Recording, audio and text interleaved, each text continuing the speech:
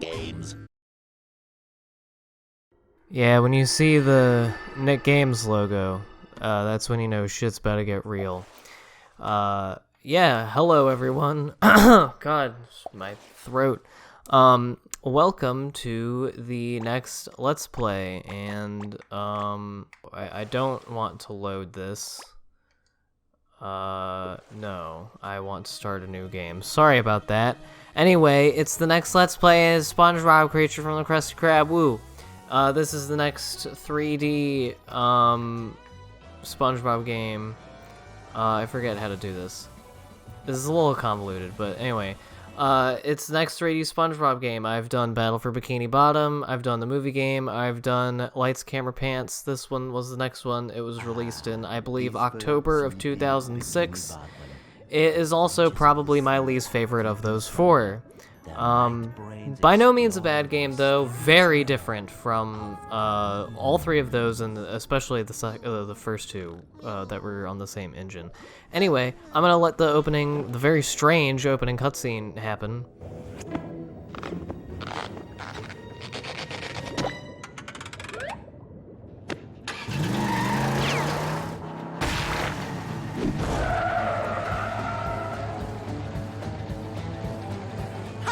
Daddy-o, my bed is transmogrified into a lean, mean racing machine. Time to put the pedal to the metal, the rubber to the road, and the sponge to the street. Whoa! There's only one word you can use to describe this, Dale. Yes, really cool. That's 2 words, Dale, but thanks for playing. Okay, I hope that my controller works in the actual game. Alright, well, that's cool. I guess it was just because I only had one actual, like, saved game to load, and so it didn't give me the option to go down. But then why make the noise, or even have them... I don't know. Anyway, yeah, so already off to a kind of strange start. You are obviously asleep. And yeah, the gimmick of this game is that it all takes place in the dreams of the characters. Those characters being SpongeBob, Patrick, and Plankton. Spoilers, I guess. Weird combination, not sure why Squidward isn't a thing. I don't even think Squidward's in this game at all. I might be wrong about that. I'm probably wrong about that. I have not completed this game many times. I've only completed it, I think maybe only once. Because, yeah, I'll talk about it when I get there, but this, like many games when I was a kid, was one that I would always just get up to a certain point, and I didn't know how to get past it, and I became content to play up to that point and then not do anything, and never beat it. And now that I have played through it and beat it, which was only a few months ago when I got this ROM, like, I truly don't understand what the problem was. Like, I really don't know why I couldn't do it. So maybe I think maybe I was just a dumbass at that point. But whatever. So yeah, needless to say, when I first played this game, I was a little bit taken, like, I was a little bit thrown off by this. And yeah, the animation is not incredible. I think this might be like the worst looking of those four 3D of the four that I have done so far, including this. And so, whoa, look at that handsome sponge. Coming through, out of the way, pipsqueak. But I don't hate it. But it's very weird, and it does have a lot of flaws, I suppose, or at least things that I'm not crazy about. Well, Dale, looks like the new competitor's lost his license already. Hello, is this thing on? Hello? Thanks for the feedback, Dale.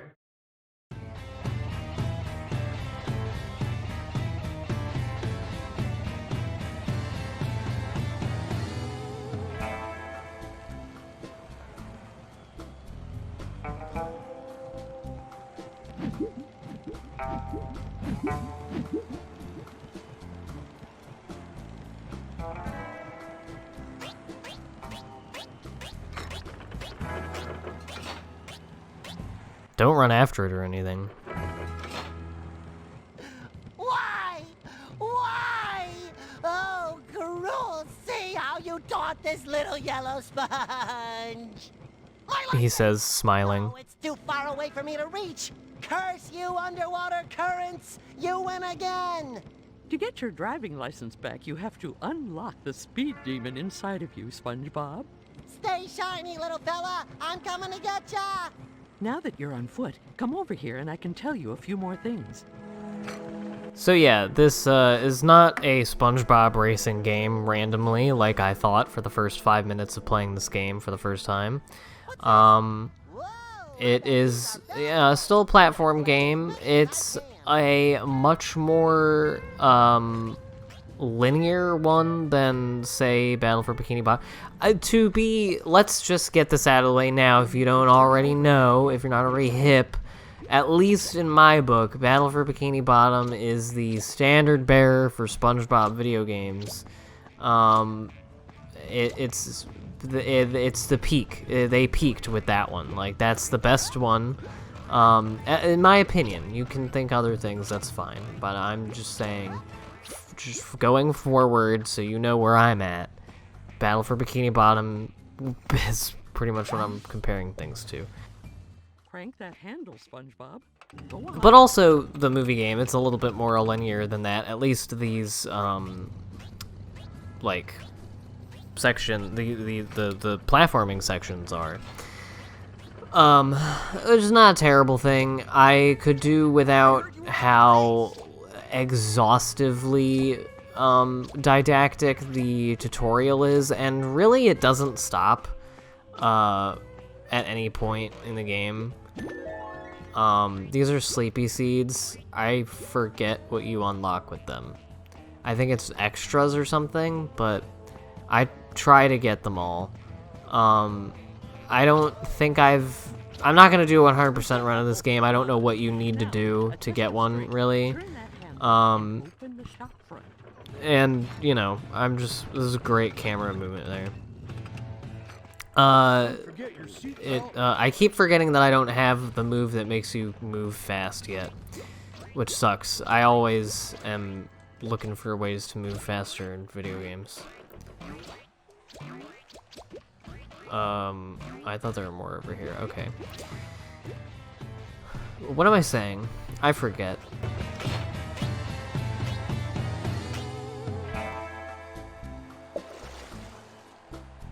For your next lesson, you need to jump higher and farther. Try it now. I like how they don't think I've jumped or double jumped yet. Yeah, this is a big thing in this game, is turning winches, at least with SpongeBob.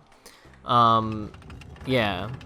So, I don't know. I think the main thing with this game, with me, other than, like, the little things that I'm sure I'll be talking about, like the fact, I'll just get out of the way right now, there's so much shit like this in this game, where you have to watch an unskippable, like, little cutscene of whatever you did. And every room in every like new section in every level in the game pretty much is just like interact with the thing, like press the button, do the thing that makes the thing happen, and then you watch the thing happen, and it always takes as long as possible. They even have little cutscenes just to show you that points are gonna show up. The Z's, the snoozies, or whatever they're called. I think that's what they're called. These things, they give you points. which you can use to buy stuff. I forget what you buy. I never really delved very deep into the extras in this game, if I'm being honest. So yeah, that's something. And yeah, this tutorial, like, between, I mean, for really most of the levels are throwing a different thing at you. Like, you keep all the same moves and stuff, but there's a lot of different kinds of levels in this, which is fine, but it results in, like, a third to a half of your gameplay time just being the game telling you how to do things, and then it's a game for children, so it feels the need to remind you how to do that thing a million times, and also give you shit like this, where you have to watch something forever, and again, you can't skip it. You made it, SpongeBob. Well done. But, Here you go. whatever. I think you'll find this little dash attack power up. Well, I'm not done bitching, though. I need to say what the main problem with this game is that I have. That's not the main one. That's just a thing that I don't like about it very much. It just, of those four, it just feels the most, like, thrown together. It feels like a ton of ideas. I think the dream thing is just kind of an easy way to just do whatever the fuck they wanted. Which, like, fine. That's not a bad thing, necessarily. But, I don't know. It feels kind of thrown together, and the gameplay feels the least, like, fleshed out of those four. And, I don't know. It was at a point of, like, a kind of weird point in SpongeBob that it was made. Patrick is so terrifying.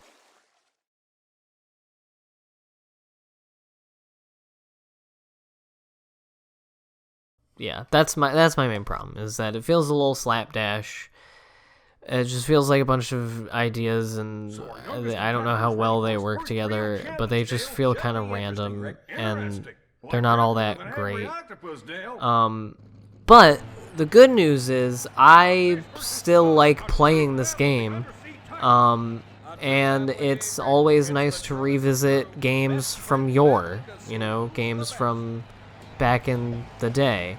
And I think I've told this story before. So yeah, the gimmick of this first section of the game, of the SpongeBob section, is you race, and then you have to do something so that you can be in the next race through platforming, and then there's a new element added to the race when you do it again, and you're going up against a different competitor, and you do this 4 times, I think? 4 or 5? I don't know. So, yeah, I'm gonna get as much of these done as I can in the first part, but I don't want these episodes to be ridiculously long. And it doesn't matter if you win or anything. You don't really win or lose at all. You just get to the end. I've never run out of time or lost. I don't know if it's possible. I mean, I guess, yes, it's possible to run out of time, but you would have to be, like, literally going backwards, because it's not like anything can hurt you. I mean, the bombs can slow you down, but, like, yeah, nothing happens. And as long as you're pressing A, you're probably fine.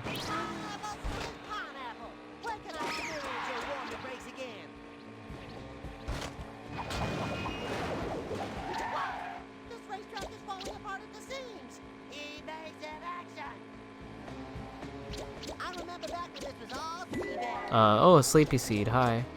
That was worth missing the thing for. The speed up thing. But anyway, I think I've told this story before in another SpongeBob LP, but I'm gonna do it again because it's about this game. And that is about when I got the game, which was for Christmas in 2006. And the story of that is that I was pissed off when I was playing this part for the first time.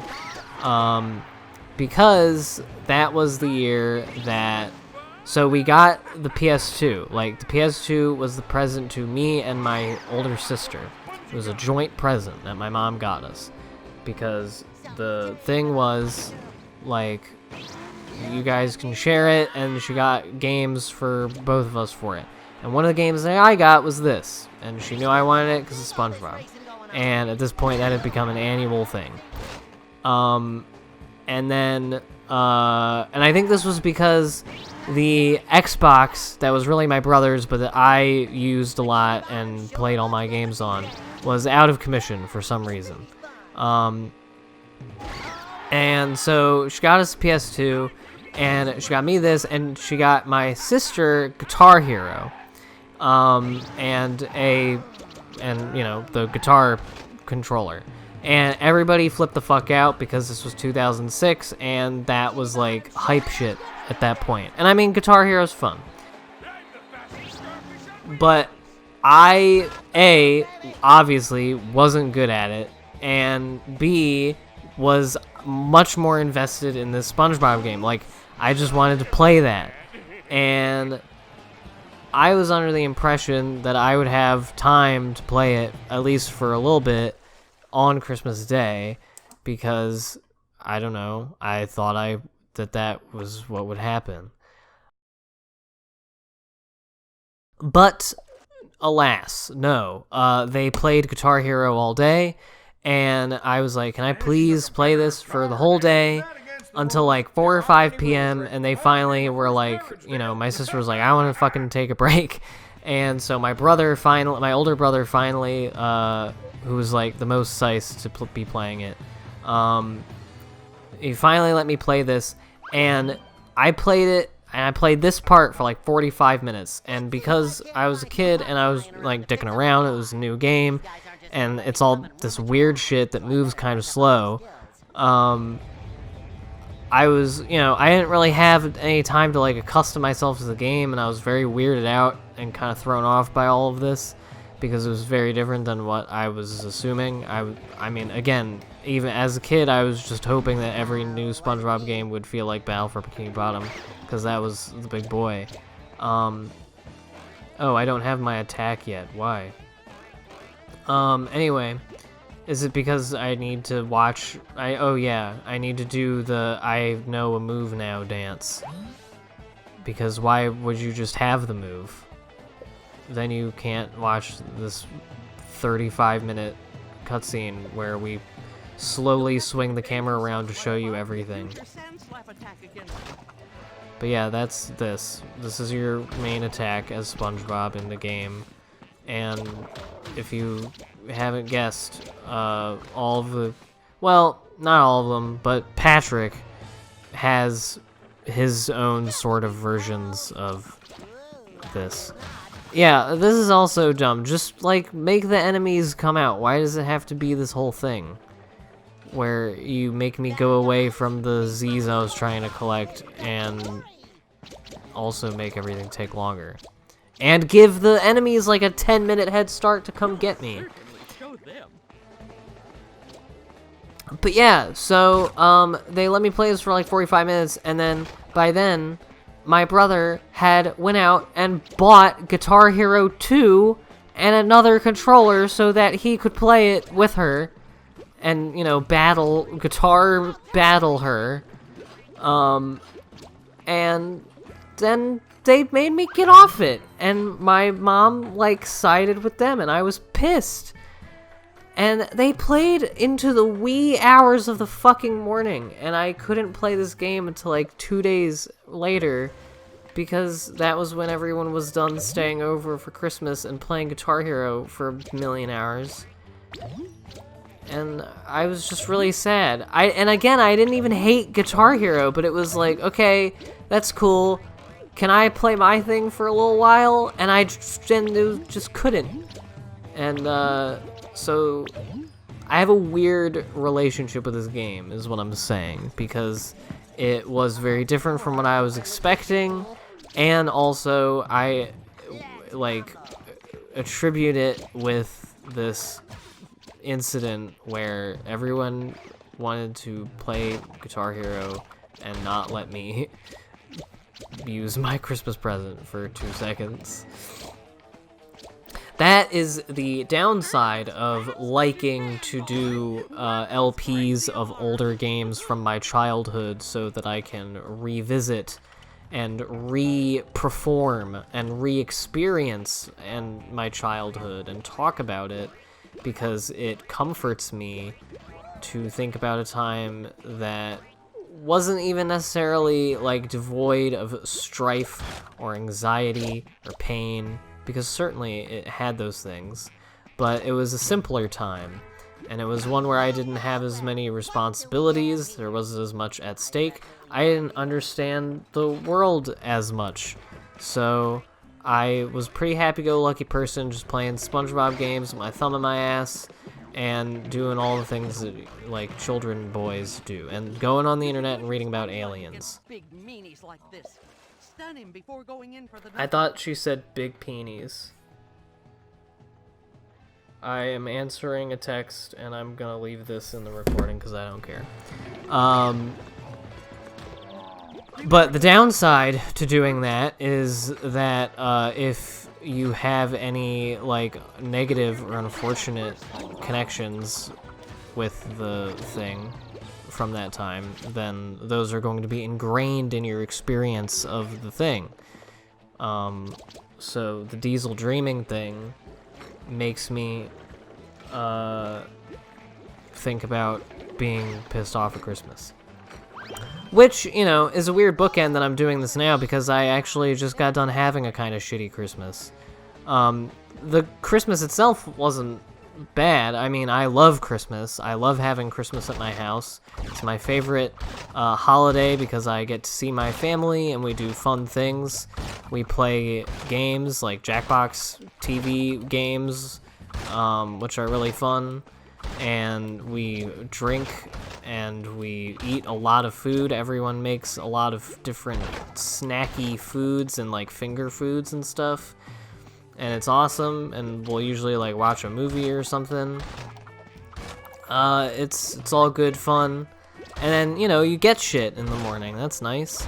And I mean, now I have little baby nieces and I get to watch them freak out about all their baby shit. By the way, they're eating. Like, my little niece, who is 4 years old, she had mountains of shit this year. Like, even just from her parents.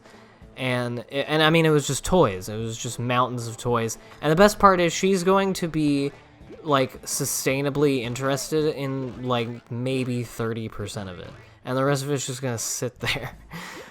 Because that's the thing with little kids, and especially with like babies, is that when you buy them things, you kind of just have to hope that they like it, because like they can't really articulate what they actually want. So anyway,